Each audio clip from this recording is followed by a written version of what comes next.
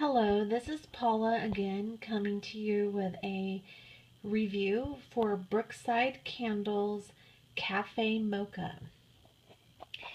And on the label here you can see the words Café Mocha. It's kind of hard to see the label of Brookside Candle. You can see that right there. It's right where the wax is. Down below it gives 3 different fragrances, and I believe that it's the 3 different layers in this jar, and they are vanilla, Irish cream, and mocha. And so if you're familiar at all with Brookside Candle, it's still fairly new to me.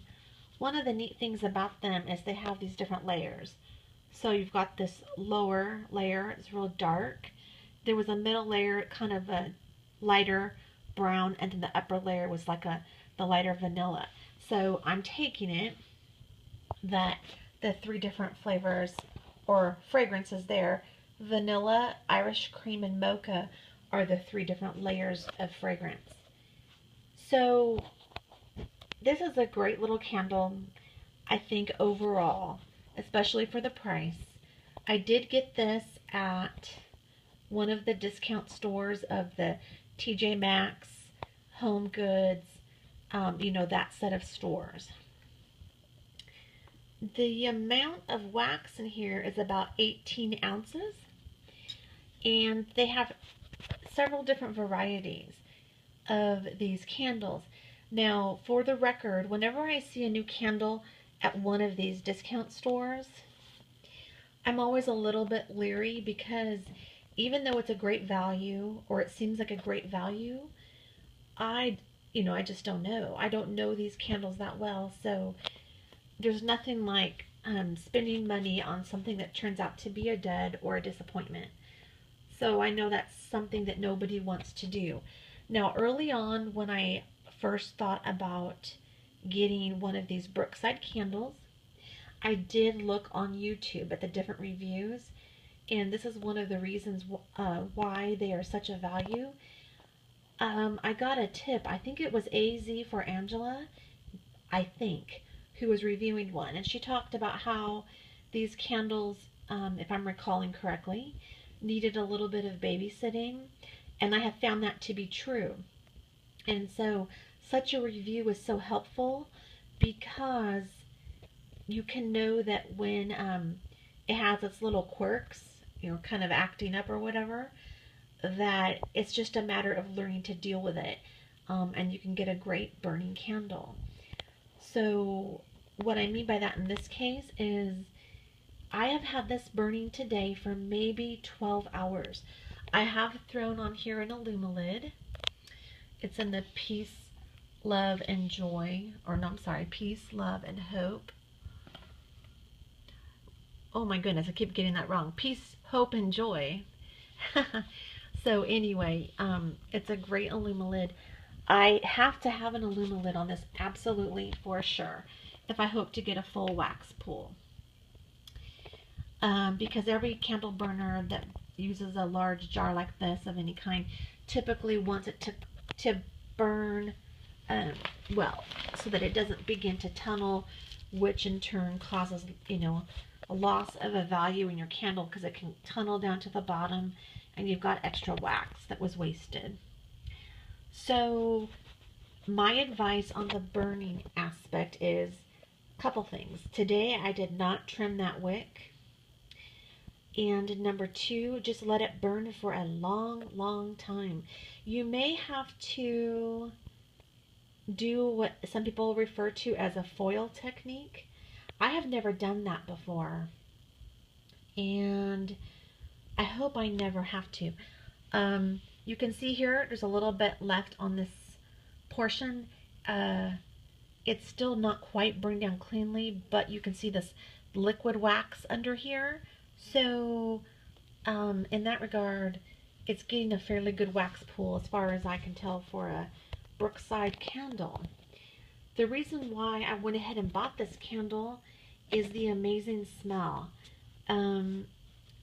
So if I am correct about the layers, that top smell would have been vanilla. However, when I first smelled it, I did smell what seemed to be the other scents as well, like the Irish cream and the mocha. So perhaps they were all kind of blending together and coming through the top through the vanilla. It is a great smelling candle. Okay, and so even though it takes quite a while for the wax to pool out and make a full wax pool from the edge of the glass to the other edge, right away you could start smelling this.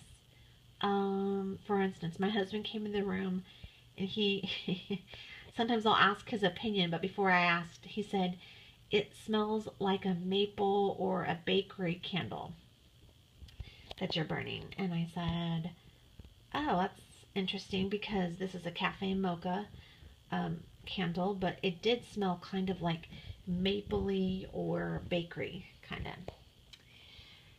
And so to me, that's a great smell, and I really like it. You can smell it, and that's the goal of a good candle to me. So if I can get it to burn, it's not been doing blackening of the, like a smoky black smoke off that wick there. So I feel like it's going pretty well so far. One complaint so far. Let me see if I can zoom in here a little bit and get the right angle on this. That wick, okay, let me see if I can do this, show you. Let's see here. That wick is like I pointed toward the middle, but it's going down to the left, like at a severe angle, which means if that was upright, it would be way off to the left there, way close to the glass, and you could not have been able to tell this when you first purchased this. So again, perhaps this is one of the downsides of these candles, where you're getting a great deal, but you're going to get some issues. And that said, again, today I have had no issues. I suppose if I let it pool way down, perhaps it would start to fall or lean over weird or whatever. But as it goes for now, it looks like I can kind of keep control of that wick. Sometimes after I blow a candle out, I can adjust the wick a little bit while the wax is still warm or liquefied or whatever to the spot I need it to be. And so again, you can kind of see what someone would refer to as a little bit of babysitting. So it's just a trade-off, the value versus the effort put in.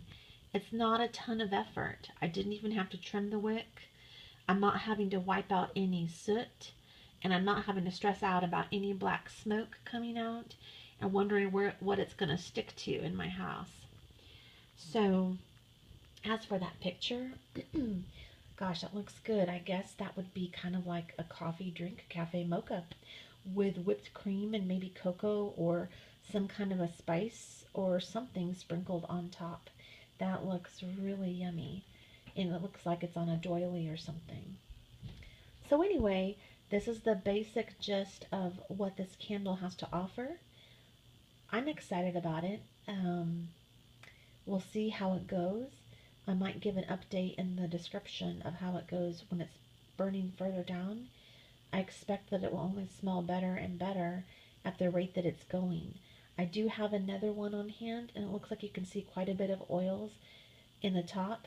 So for all the foibles, or whatever you want to call it, of these Brookside candles, if you're going for fragrance like I am, fragrance in your space, then you might like this for the value.